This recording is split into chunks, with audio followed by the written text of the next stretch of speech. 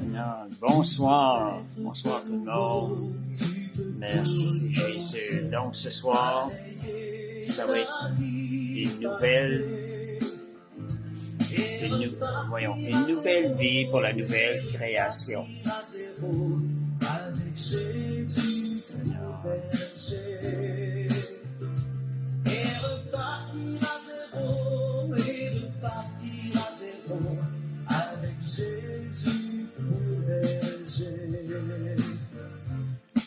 Boire de cette eau, source de la pureté, source Voilà.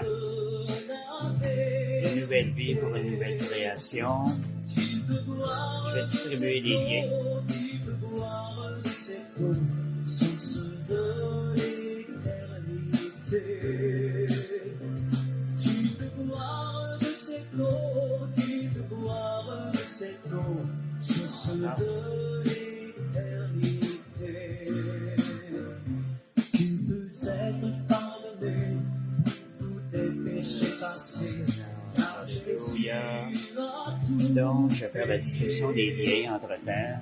Tu peux recevoir la paix. Bonsoir Lisa. Recevoir la paix, source de la liberté. Et repartir à zéro, et repartir à zéro. Oh, je Avec dis. Jésus, OK. et repartir à zéro, et repartir Bonsoir Lélia. à zéro. Avec Jésus, Je distribue les liens.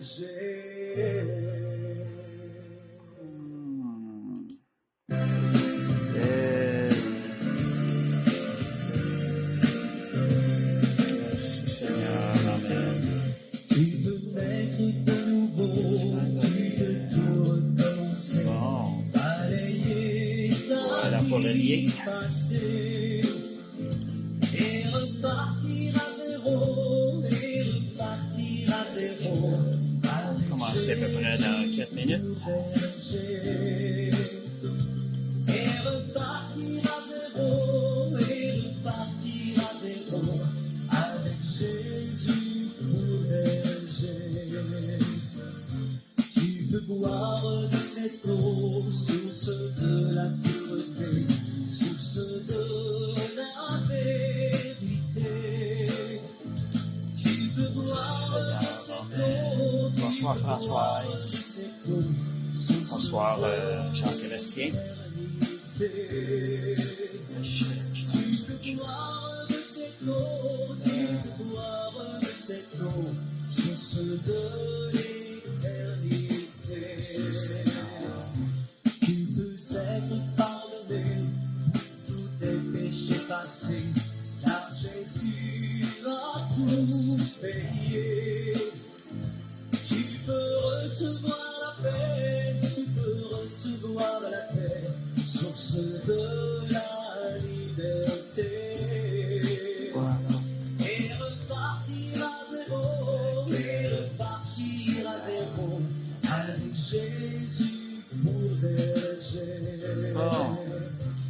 Et repartir à zéro, et repartir à zéro, avec Jésus. On va commencer dans 2 minutes. Une nouvelle vie pour la nouvelle création.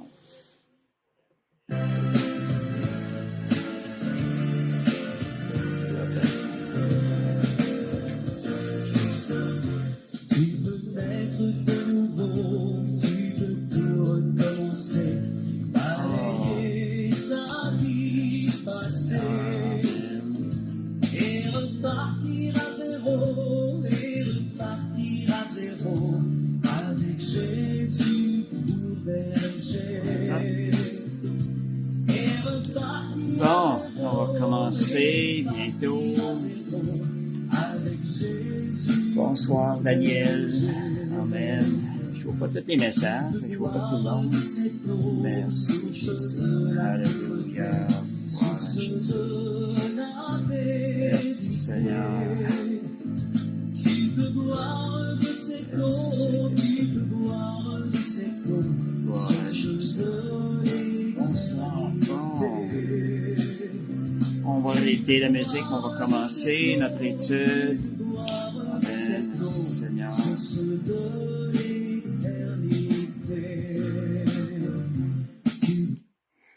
Bon.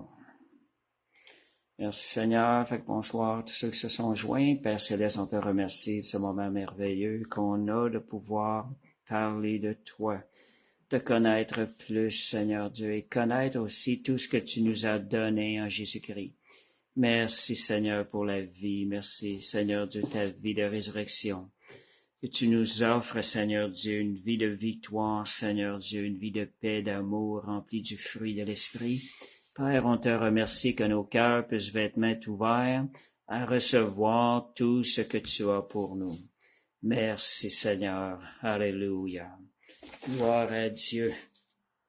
Amen.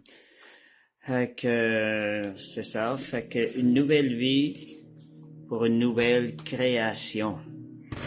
Ça rejoint l'identité, notre identité en Christ.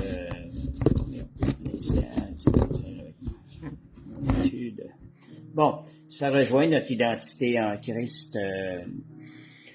C'est un enseignement quand même que plus on rentre là-dedans, plus on dirait que on trouve ça merveilleux ce que Jésus nous offre, tout ce qu'il nous donne à travers cette nouvelle vie. Je vais juste ajuster quelque chose, excusez. Bon, à travers cette nouvelle vie. Et c'est un des enseignements de base, mais j'ai trouvé un des plus profonds. Plus je préparais l'étude, plus c'est quelque chose qui me passionnait de découvrir tout ce qui est inclus dans cette nouvelle vie que Jésus nous offre et qu'il nous a donnée. Fait que, merci Seigneur, une nouvelle vie qui joint la nouvelle création. Étant devenu enfants de Dieu, nous sommes une nouvelle création et il y a une nouvelle vie qui se rattache à ça. Donc, c'est important de demander, Saint-Esprit, révèle-nous, Seigneur, toute la profondeur de ces choses, parce que, Seigneur, on veut avoir tout ce qui vient de toi. On a besoin de tout ce qui vient de toi. Et on va pouvoir marcher davantage dans sa volonté. Donc, si je commence avec Colossiens 3, versets 9 et 10, je vais prendre certaines versions de la parole vivante à soir, parce que la parole vivante, elle décortique un peu plus le message, et assez souvent, ce que je remarque, je vois que c'est un message qui est aussi en accord avec la vraie pensée révélée de Dieu sur le sujet. Donc, la parole vivante, c'est une version. J'aime aller voir d'autres versions. J'ai aussi d'autres versions que je suis allé voir en préparant l'étude qui nous donnaient de voir quelque chose qu'on ne pouvait pas voir dans la version originale. Donc, Colossiens 3, versets 9 à 10. OK. Donc, ne mentez pas les uns les autres. Donc, quelque chose de différent dans la nouvelle création. Car vous avez été dépouillés de votre vieille nature. Notre vieille nature, c'est la nature d'Adam. C'est le vieil Adam. La Bible dit, on commence déjà là, on a été dépouillés. Cette vieille nature ne devrait plus là avec tous ses agissements, puis tous les fruits. Et ayant revêtu l'homme nouveau qui ne cesse de se renouveler sur le modèle de son Créateur. C'est très bon. Elle ne cesse, cette nouvelle nature, cette nouvelle création de l'homme nouveau ne cesse de se renouveler sur le modèle de son Créateur. On est transformé à l'image de Jésus, transformé à l'image de notre Créateur. Plus on va réaliser ces choses-là, plus on va rentrer dans ce que Dieu a pour nous. Et elle s'achemine progressivement vers une connaissance toujours plus exacte de Dieu. Donc, on est en mode sanctification. Lorsqu'on reçoit cette vie pure de Jésus en nous, on apprend à la connaître, on apprend à la connaître et à la saisir, puis comment vivre cette nouvelle vie-là.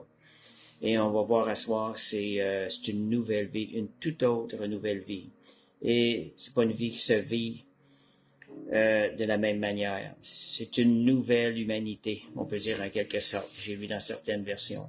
Donc, si on pose la question, si on a une nouvelle vie, qu'est-ce qui arrive avec l'ancienne? Est-ce qu'on peut vivre deux vies en même temps? Est-ce qu'on peut marcher avec deux manières de penser en même temps? La réponse, c'est non. Mais la chose qui arrive, dans certains moments donnés, nous pouvons retourner à notre ancienne manière de penser. Nous retournons dans notre ancienne vie. Mais Jésus nous a donné une vie. Il veut qu'on la vive dans la plénitude, toujours. Mais on va grandir progressivement par le Saint-Esprit. Plus on va connaître cette nouvelle vie-là, plus on va vouloir rentrer là-dedans. Jean 3, versets 3 et 7. Un des versets clés concernant la nouvelle vie. Jean 3, verset 3, verset 7. Juste pour vous dire que la parole est merveilleuse, mais c'est beaucoup plus que juste des mots, cette parole-là qu'on a dans la parole de Dieu. Ça dit, si tu ne nais par une nouvelle naissance, vous ne pouvez voir le royaume de Dieu. On parle... et Nicodème demande à Jésus, comment un homme peut-il naître une deuxième fois? Peut-il entrer à nouveau dans le ventre de sa mère? Jésus lui dit que cette vie-là, ce n'est pas la vie humaine, c'est pas la vie humaine née de nos parents. C'est une nouvelle vie, c'est la vie de l'esprit. Et à moins de renaître d'eau et d'esprit, personne ne peut entrer dans le royaume de Dieu. La naissance naturelle transmet que la vie humaine naturelle. Seule une naissance spirituelle peut transmettre la vie de l'esprit. Nous pouvons marcher selon notre naissance naturelle et marcher selon la naissance de l'esprit. On va le décortiquer un peu plus tantôt. Et bon, ne sois donc pas surpris. Seule une naissance spirituelle peut transmettre la vie de l'esprit. Ne sois donc pas surpris si je t'ai dit, ce que Jésus dit, il faut tous passer par cette nouvelle naissance. Donc, le Seigneur a mis l'emphase sur le faut. Donc, c'est quelque chose qui est prérequis. Devenir des enfants de Dieu, on a besoin de naître de l'Esprit de Dieu. Donc, on n'a plus la réalité. Si on regarde à la parole de Dieu et le plan de Dieu, puis ce que Jésus accomplit pour nous à la croix, on devrait vivre avec une seule vie, cette nouvelle vie-là. On n'a plus qu'une seule vie, c'est la vie de Dieu en nous. Galates 2, 19 à 20. On va aller voir aussi la version parole vivante. Donc, notre vie, c'est Christ. On retrouve dans certains versets. Galates 2, verset 19, une petite partie de 19 et 20. Je trouvais la fin très bonne. Donc, Galates 2, ça nous dit la mort du Christ en croix a aussi été la mienne. Qu'est-ce qui est mort? Qu'est-ce qui était mien puis qui est mort? C'est cette nature charnelle, ce vieil homme qu'on appelle dans la parole de Dieu. Donc, elle est morte en croix, en conformité avec Christ. Pendant que Christ souffrait, Jésus à la croix, nous étions là en lui, dans ses pensées. Et Jésus avait déjà préparé cette nouvelle vie-là qu'il nous offrait, qu'un jour on la recevrait. Et cette vie-là, elle était... je vois quelque chose... duplicite de vie, c'est du péché, c'est ça. Marcher avec deux vies, c'est marcher dans l'adultère. Et de la vie de Jésus, la vie dans le vieil homme, qui est la vie adamique, la vie qui a reçu la nature de Satan, la semence de Satan en elle. Donc, on ne peut pas vivre les deux vies, il faut vraiment tendre vers la nouvelle vie, la vie de Jésus. Cette vie-là qu'il nous offre, c'est une vie qui est accessible par la foi et elle peut se faire vivre que par la foi. Donc, nous ne sommes plus... On va lire, c'est vrai, le verset. Galates 2, 19, dans la version vivante, ça dit « La mort du Christ en croix a aussi été la mienne. » Dans la vie chrétienne, il a beaucoup de s'identifier à la nature, de ce que Dieu nous donne, l'identification qui fait de nous, qui change notre façon d'agir et tout. Je reste crucifié avec lui. Si je continue à vivre, ce n'est plus mon ancien moi qui continue à vivre, c'est le Christ vivant qui agit et reproduit sa vie en moi. Il y a un moment donné dans notre vie où cette œuvre se fait, la vie de Jésus est déposée en nous. Donc, c'est le Christ vivant qui agit, il reproduit sa vie en moi. Qui n'aimerait pas voir ces choses-là tous les jours de notre vie? Donc, le reste de mon existence sur terre est une vie vécue dans la foi au Fils de Dieu qui m'a aimé jusqu'à mourir à ma place pour moi.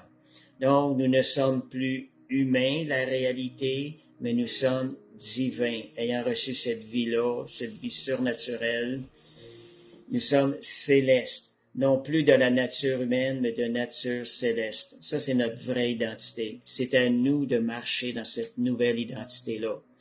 Comme je vous disais, c'est pas juste des paroles, au contraire. Ce sont des choses qui nous emmènent à les vivre lorsqu'on les reçoit, lorsqu'on y croit. Et ça nous amène à vivre la vie de victoire. Ça nous amène à vivre avec la puissance du Saint-Esprit et à vivre la vie que Jésus a vécue ici-bas sur terre. Fait que, merci Seigneur. Donc, on a toujours le choix. Donc, la vie humaine a cessé d'exister. La réalité, on va le voir dans des versets. La vie humaine. On considère ça, aujourd'hui, on se regarde, ben voyons donc, je vis encore de façon humaine. Mais la parole de Dieu dit que la vie humaine a cessé d'exister. Il a été remplacé par cette nouvelle vie. Et la vie de Dieu, on n'a pas reçu une vie supplémentaire. On n'a pas deux vies à vivre, on en a une. C'est celle de Jésus. Puis ça, c'est un choix qu'on va avoir à faire. C'est un choix, c'est une position qui se prend par la foi et qui nous permet de le vivre. Donc, on a toujours le choix de retourner dans notre ancienne vie, notre ancienne manière de penser. Nous devons apprendre à penser comme Dieu, à voir les choses comme Dieu. On a reçu une vie qui est éternelle. La Bible dit, c'est une vie éternelle. C'est maintenant ici-bas que ça commence. Quand j'ai connu le Seigneur, ma sœur m'avait demandé, elle me parlait du ciel. J'ai dit, le ciel, je le vis déjà sur terre. J'étais dans la présence de Dieu. Donc, la vie éternelle, elle commence ici-bas. 1 Jean 5,11 Dieu nous a donné la vie éternelle. Ça nous dit, donc c'est clair, Dieu nous a donné la vie éternelle. Pas qu'il va nous la donner dans le futur, il nous l'a déjà donné. 1 Jean 5,11. On a aussi Jean 17, 1 à 3. Jésus a déjà prié pour qu'on reçoive la vie éternelle. Vous savez quoi? Il a été exaucé. Merci Seigneur. Jean 17, verset 1 à 3. Je vais aller voir ça. Merci Seigneur. Alléluia. Après avoir ainsi parlé, Jésus leva les yeux vers le ciel et pria. Ô mon Père, le moment est venu. Fais apparaître la gloire de ton Fils, pour qu'à son tour le Fils fasse connaître ta gloire, et qu'il donne la vie éternelle à tous ceux que tu lui as confiés, puisque tu lui as donné autorité sur l'humanité entière. Jésus a prié, il a été exaucé. Un peu plus loin, ça dit c'est pour nous tous aussi, pas seulement pour les apôtres. Fait que c'est Jésus a prié et merci Seigneur, il a été exaucé. Je vais lire aussi la version de Galates 2, 19, 20. Quand j'ai été sauvé, j'avais eu ce verset-là, les paroles sortaient par ma bouche. Si je vis, ce n'est plus moi qui vis, c'est Christ qui vit en moi. Sans connaître les paroles de la Bible telles quelles, ces paroles-là sortaient par ma bouche, naturellement, elles provenaient de mon être intérieur ici. Fait que c'est vraiment quelque chose qui est surnaturel et que Dieu veut donner. Dieu veut aussi qu'après avoir reçu ce salut, Dieu veut qu'on marche dans sa vérité. Il veut qu'on marche dans sa puissance. Et plus on va croire et réaliser notre identité, plus la nouvelle identité va porter ses fruits à travers nous. Puis dans la passion, dans la version passion que j'aime bien aussi, Galates 2, 19 à 20, c'est une passion qui est en anglais. C'est une version qui est en anglais. Je l'ai traduit un peu avec les mots qu'il y avait dedans. Ça dit, par la loi, je suis mort à la loi. Le péché nous a fait mourir spirituellement. Et comme Balthazar dit, nous sommes ordonnés pour lui. Nous sommes en vie pour lui. Et nous avons à continuer de travailler pour annoncer cette bonne nouvelle-là. Merci Seigneur. Ça fait partie de ce que Dieu nous a laissé. Donc, par la loi, les commandements, on va aller plus spécifiquement, je suis mort à la loi. En établissant une loi, nous rendons compte, nous sommes incapables de respecter cette loi-là. Donc, nous sommes morts à la loi. Donc, par la loi, je suis mort, afin que je puisse vivre pour Dieu, vivre pour dans une nouvelle identité, vivre pour Dieu. Fait que, on n'a plus à s'attendre de marcher comme dans l'Ancien Testament. Le peuple a essayé pendant 5000 ans, 6000 ans, ils ont échoué. Aujourd'hui, Jésus nous offre une nouvelle manière de marcher. C'est une manière dans laquelle nous pouvons marcher dans la victoire. Donc, notre vieille identité, le vieil homme a été crucifié avec Christ il y a 2000 ans. Ce n'est plus moi qui vis.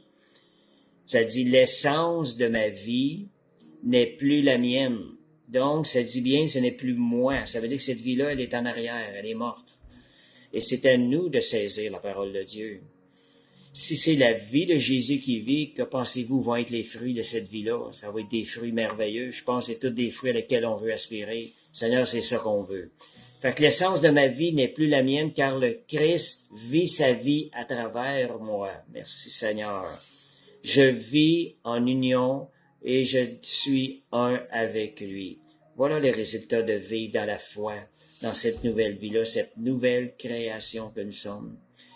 Et ma nouvelle vie est puissamment fortifiée par la foi du Fils de Dieu qui m'aime tellement, qui s'est donné lui-même pour moi, dispensant sa vie dans la mienne. Ça, c'est la version Passion.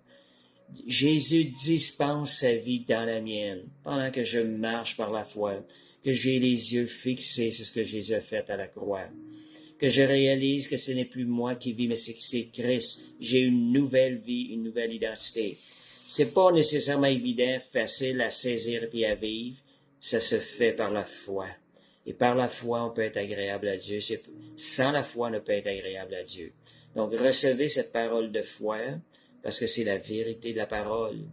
Jean 17, 15 à 17. Jean 17, 15 à 17, ça dit... puis il y avait aussi « Nous ne sommes plus de ce monde ». Jean 17, 15 à 17, ça dit « Je ne vous appelle plus serviteur, parce qu'un serviteur n'est pas dans le secret des intentions de son maître. Je viens de vous appeler mes amis, parce que je vous ai fait part de tout ce que je vous ai appris de mon Père. Ce n'est pas vous. » Ça, c'est Jésus qui parle à ses disciples. « Ce n'est pas vous qui m'avez choisi, non, c'est moi qui vous ai choisi, qui vous ai assigné une place pour que vous alliez, que vous portiez du fruit durable. Voici donc ce que je vous commande, aimez-vous les uns les autres. » Je pense que j'ai pas le verset parce que ça dit, nous ne sommes plus... 17, ok, Jean 17. Excusez, j'étais... Nous ne sommes plus de ce monde. C'est ça que ça disait. OK. Ça, nous ne sommes plus de ce monde, nous avons été sanctifiés dans la vérité, je l'ai dit, c'est vrai. C'est la vérité qui nous a franchis. Plus on entend la vérité, plus on devient libre et plus on la reçoit. Et ça nous rend libre du pouvoir du vieil homme de péché. Ça nous rend libre du pouvoir du péché. Plus on reçoit la vérité nous a franchis. Romains 6, versets 3 à 11.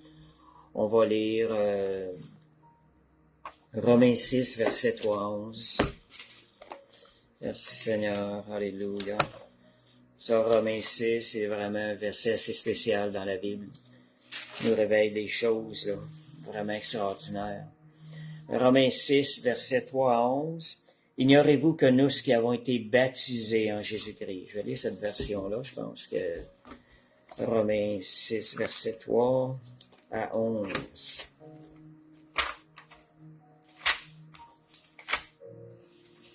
Bon, Romains 6, verset 3 à 11. Auriez-vous oublié que nous tous qui avons été baptisés ont fait acte de mort au péché? Le baptême est signification de mourir, mourir quelque part, mourir à notre vieil homme.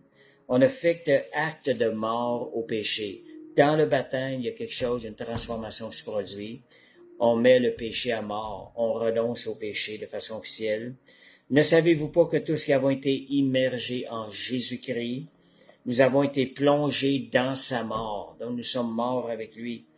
Par le baptême, nous avons donc été ensevelis avec lui afin de partager sa mort.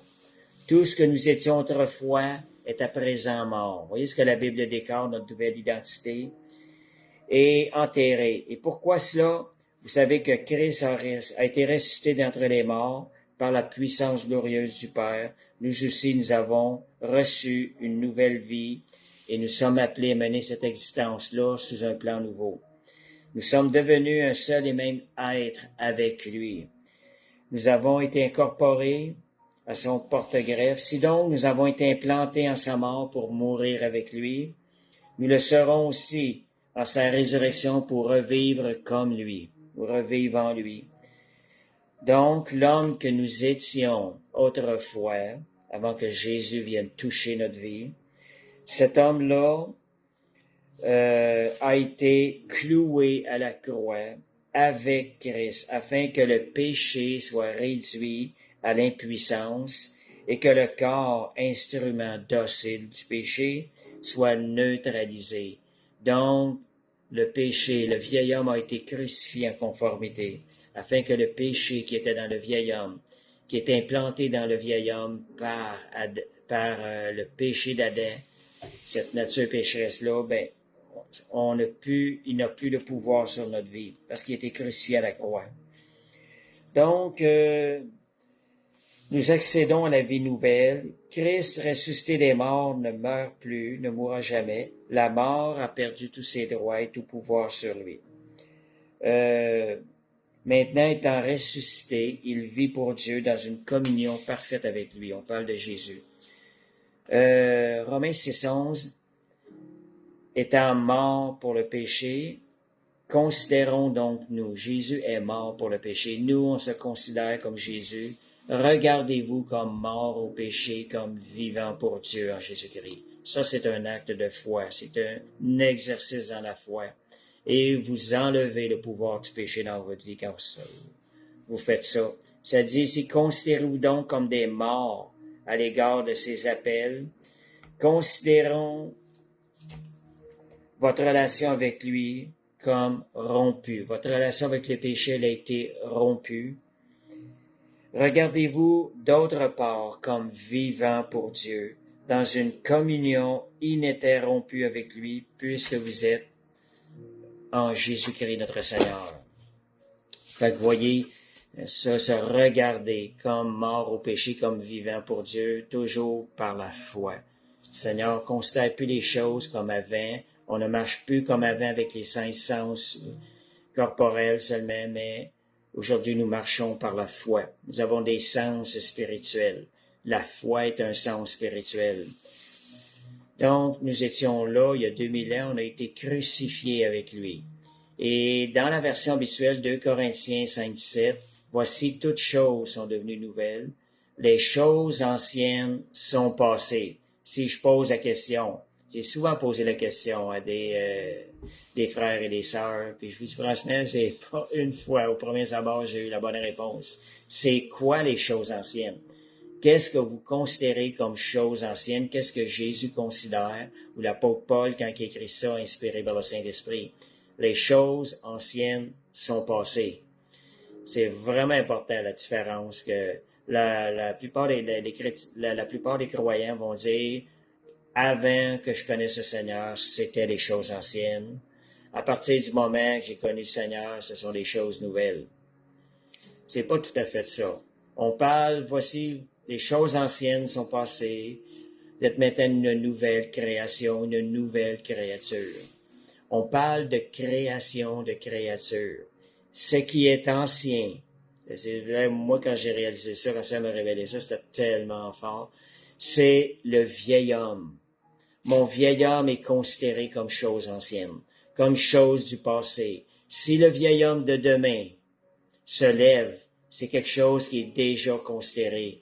Dieu l'a considéré comme du passé, il faut le retourner où est-ce qu'il se doit d'être. Donc, les choses anciennes sont passées. Cette ancienne vie, c'est du passé. C'est plus cette vie-là que nous avons à vivre. Donc, c'est une nouvelle vie. Notre ancienne vie, elle n'est plus. Il faut le réaliser, le recevoir par la foi. Une nouvelle vie commence. Seigneur, merci. Si jamais on est retourné dedans, on recommence. Seigneur, une nouvelle vie commence. Ça, c'était du passé. Et ce passé-là a été réglé il y a 2000 ans à la croix du Calvaire. À un moment donné, le Seigneur m'a enseigné ça. J'avais vu Jésus souffrir sur la croix. Et le Seigneur m'a fait un reproche en me disant, parce que je m'en faisais pour moi-même, je me disais, Seigneur, y a-t-il vraiment quelque chose que tu peux faire encore avec ce vieil homme-là, dans disant le vieil homme, l'homme de la chair? Et c'est là que le Seigneur m'a dit, il m'a montré, il m'a donné un avertissement, il me disait, à chaque fois que tu t'en fais pour le vieil homme, en d'autres mots, à chaque fois que tu as les yeux sur le vieil homme, tu es en train de lui redonner la vie. Quand moi, j'ai déjà tout réglé son cas à la croix, et il y a 2000 ans. Le cas du vieil homme est un cas qui a été réglé à la croix il y a 2000 ans. Vous savez, ça a changé ma perception. Quand on dit que l'amour de Dieu est inconditionnel, c'est là qu'on voit ces choses-là. Le pardon a été accompli il y a 2000 ans à la croix. Aujourd'hui, il devient effectif dans la vie de ceux qui lui ouvrent leur cœur pour recevoir ce pardon gratuit de Jésus. Et quand on le reçoit, le vieil homme devient comme il retourne où ce qui se doit d'être à la croix, où ce que Jésus l'a crucifié il y a 2000 ans. C'est vraiment dans notre manière de penser, on a de la misère à considérer ça. Mais en réalité, en recevant la vie de Jésus, c'est comme si notre ancienne vie n'aurait jamais existé. Cette vie où on a eu du péché n'aurait jamais existé. Jésus nous ramène avant la chute d'Adam, par cette nouvelle vie-là que nous recevons. C'est une manière de marcher par la foi que la Bible nous parle. Et quand on la considère, les résultats et les fruits de cela vont suivre. Et moi, quand j'avais réalisé ça, j'étais plus capable de demander pardon. Le Seigneur me disait, j'ai déjà tout vu ta vie de péché quand j'étais au plus grand de mes souffrances. Ce qui veut dire qu'il ne change pas dans son amour. Il avait déjà tout vu ça. Puis il m'avait prouvé son amour à travers ça. Fait que cette ancienne vie-là, et Dieu nous a ramené aujourd'hui avec la nouvelle vie avant la chute d'Adam. Réalisons-la, marchons dans cette nouvelle vie, réalisons qui nous sommes. Lorsqu'on va réaliser qui nous sommes, on va se nourrir de ce que notre être a besoin vraiment. On va se nourrir des choses d'en haut. On va se nourrir de la présence de Dieu. On va se nourrir de la parole de Dieu lorsqu'on va réaliser. C'est comme une brebis. Une brebis, elle se roulera pas dans la merde. Elle n'ira pas manger ce qu'un cochon va manger lorsqu'elle va savoir c'est quoi sa nature. C'est la même chose pour nous autres. En réalisant notre nouvelle identité, on va se nourrir de ce que cette nouvelle créature, c'est pourquoi elle a été créée. Fait que merci Seigneur. Donc, ça va nous permettre d'expérimenter, de recevoir ça par la foi. Ça va nous permettre d'expérimenter la plénitude de cette nouvelle vie-là que Jésus nous a donnée. Et 2 Corinthiens 5,17, ce que ça dit dans la version Passion, si quelqu'un est enveloppé dans le Christ, il est une toute nouvelle personne recréée. Et tout ce qui est lié à l'ancienne nature a disparu. On le retrouve à des endroits dans la parole. C'est disparu. Je n'ai plus à me préoccuper de ça. Je marche avec le Seigneur. Merci Seigneur. Merci Jésus. Oh Seigneur nous enseigne. Dieu est bon. Merci Seigneur. Amen. Dieu est tellement bon. Une nouvelle créature, nouvelle création, nouvelle vie, nouveaux fruits qui suivent aussi. Merci Seigneur. Devenons un objet de bénédiction pour les gens qui nous entourent. Et ça dit, toutes choses sont devenues nouvelles. Tout est réellement tout. Cette ancienne vie a disparu. C'est comme si elle n'aurait jamais existé.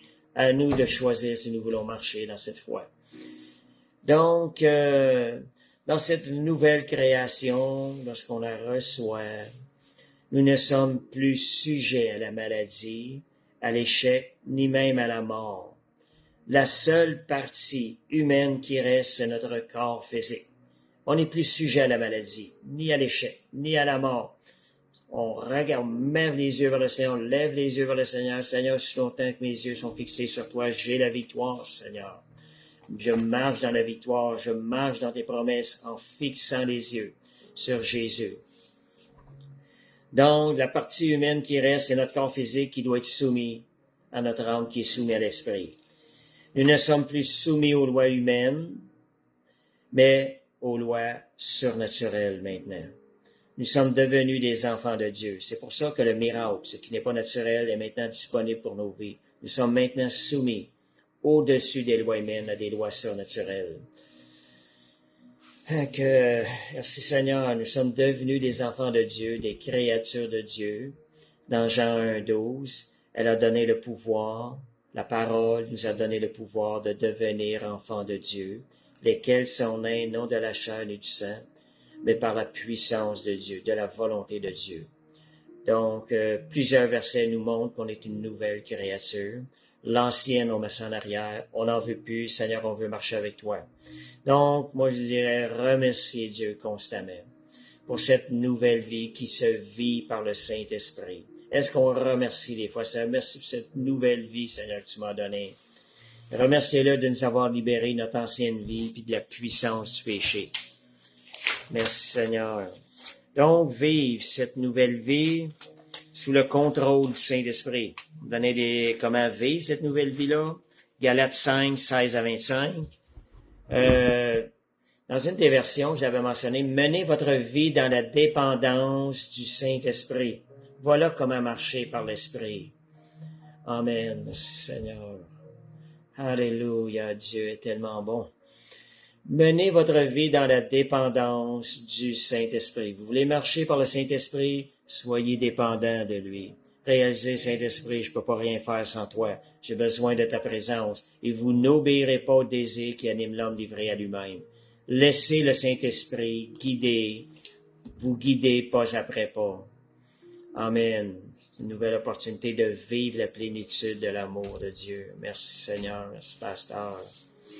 Amen. Guide-moi, Saint-Esprit. Dites-lui, je veux dépendre de toi. Guide-moi, Saint-Esprit.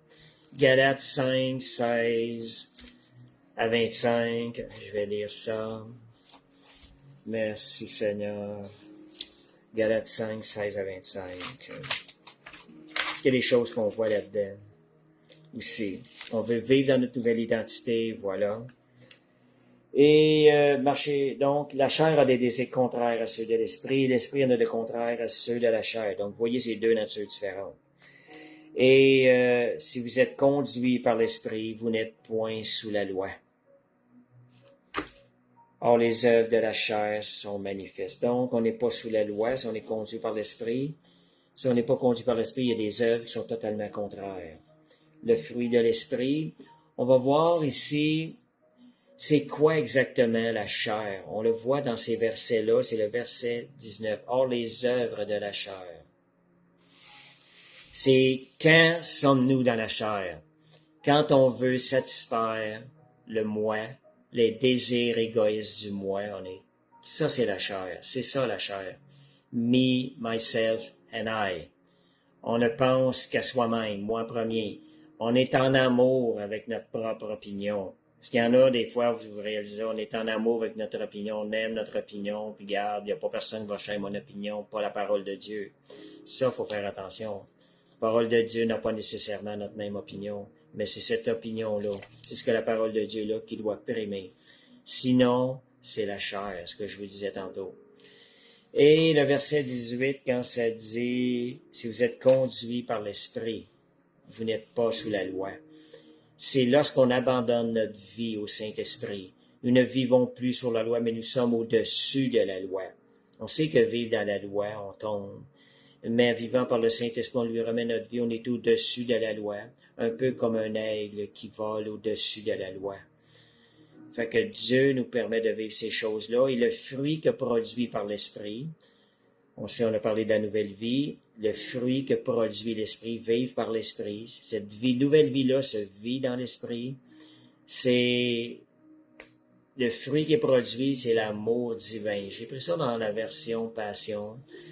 Vous voyez le fruit, comment est-ce qu'il est défini? C'est l'amour divin qui s'exprime par tous les autres fruits. Les autres fruits, c'est une joie débordante, une paix résiliente. Parce que le fruit de l'esprit, c'est des choses qui sont plus que qu'est-ce que nous pouvons vivre ici-bas sur terre. Mon garçon avait vécu ça dans une rencontre avec Dieu. Les émotions qu'il a vécues, c'était beaucoup plus fort que tout ce qu'il pouvait vivre sur terre. Ben, c'est ça le fruit que l'esprit produit en nous. Une paix résiliente, une patience qui endure, de la bonté en action, constamment en action, une vie pleine de vertu, une foi qui triomphe, et on manifeste la douceur de cœur et aussi la force de l'esprit. Ça, c'est le résultat d'être guidé par le Saint-Esprit et de vivre cette vie nouvelle pour laquelle nous avons été créés. Donc, pour tout ce qui est connecté à notre ancienne vie, dans le verset 24, ça dit « Ceux qui sont à Jésus-Christ ont crucifié la chair avec ses passions et ses désirs. » Tout ce qui est connecté à notre ancienne vie a été mis à mort à la croix et il a été crucifié avec Jésus. Donc, verset 25, ça dit « Si nous vivons par l'Esprit, marchons aussi par l'Esprit. » Donc, en d'autres mots, si l'Esprit est la source de notre vie, nous devons aussi lui permettre de diriger chaque aspect de notre vie. Saint-Esprit, il y a seulement toi qui peux faire vivre cette vie-là. Je veux la vivre. C'est toi qui es la source. Je te permets de diriger chaque aspect de ma vie. On lui parle, on lui demande la direction. Dans Romains 14, 17 à 8, ça dit « Nul ne vit pour lui-même ». Et 2 Corinthiens 15, 15, ça dit que nous ne vivions plus pour nous-mêmes, que nous ne vivions plus une vie absorbée par nous-mêmes, mais une vie déversée en lui. C'est ça que le Seigneur veut qu'on fasse. Vivons pour le Seigneur afin de demeurer dans les mains du Seigneur. Seigneur, si j'existe, c'est pour toi.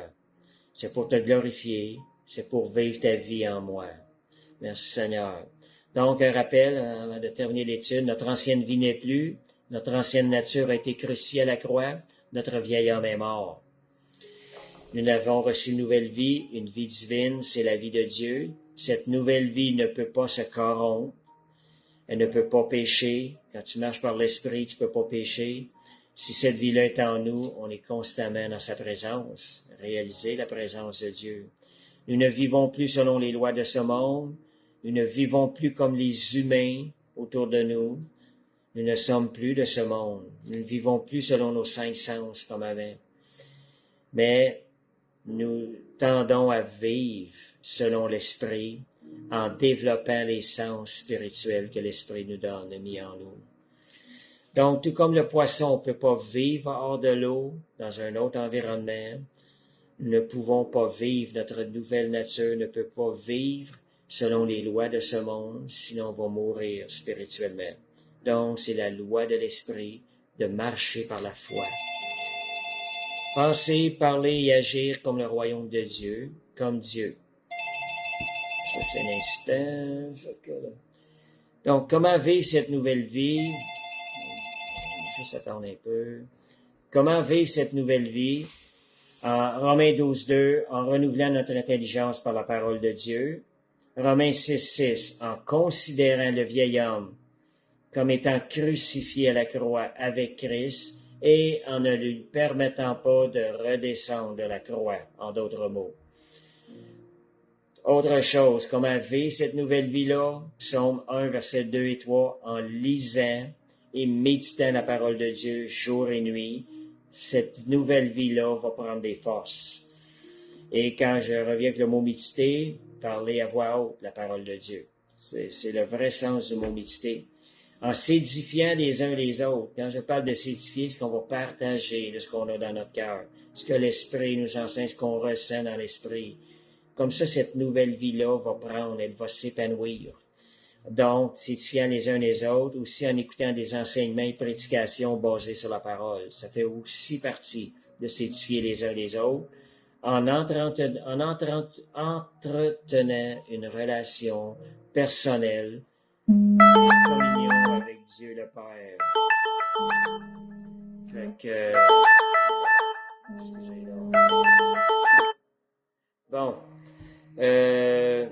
Donc, 1 Jean 4,17, par cette nouvelle vie, tel il est, tel nous sommes aussi dans ce monde. Donc, c'est la fin.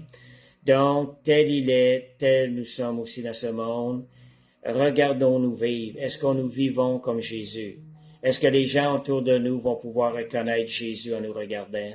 Sommes-nous comme une épître lue par les gens?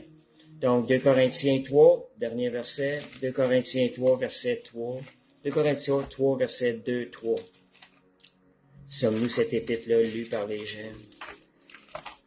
C'est ce qu'on est appelé à manifester, c'est ce qui doit paraître de nos vies, c'est ce que nos vies doivent émaner. Et nous allons faire connaître Jésus à travers nous allons faire connaître Jésus à travers ce qu'on va vivre par l'Esprit, à travers ce qu'on va dégager, aussi à travers l'amour qui va se dégager, parce que l'amour est la base des fruits de l'Esprit. 2 Corinthiens 3, verset 2, 3. C'est vous qui étiez notre lettre, écrite dans nos cœurs, connue et lue de tous les hommes. Vous êtes manifestement une lettre de Christ, écrite par notre ministère, non avec de l'encre, mais avec de l'Esprit, avec l'Esprit du Dieu vivant, non sur des tables de pierre, mais sur des tables de chair, sur les cœurs. Fait que c'est ça. L'Esprit de Dieu écrit la parole de Dieu sur nos cœurs et nous allons manifester le message de Jésus, ce message d'amour, ce que Jésus est à travers nos vies. Merci Seigneur. La lettre, c'est le cœur. Jésus connaît nos cœurs. Amen. Merci Seigneur. Je ne sais pas s'il y en a qui aimeraient partager quelque chose. Fait que vous pouvez peut-être le partager. Merci Seigneur. Alléluia. Gloire à Jésus. Je vais prendre une minute. Fait que c'est un message, tu sais, qui c'est réel. On veut-tu vivre cette vie victorieuse de Jésus? C'est à nous d'aller par la foi, de prendre la parole, la sonder. Je trouve que c'est un message de base, mais c'est un message qui est en même temps très profond. Fait que merci Seigneur. Alléluia, Jésus. Fait qu'on va aller dans la prière. Je vois pas de demande. Merci Seigneur. Alléluia. Père Céleste, on veut te remercier, Seigneur, le privilège de cette vie, ce cadeau si grand et si précieux. Seigneur, ouvre nos yeux, que nous voyons, Seigneur. Oh, Seigneur, comment que laisser épanouir cette nouvelle vie, c'est la vie de Jésus en nous. Merci, Seigneur, ce privilège que tu nous as donné, cette nouvelle vie, pour vivre les merveilles de Dieu, pour manifester Jésus, manifester ton royaume.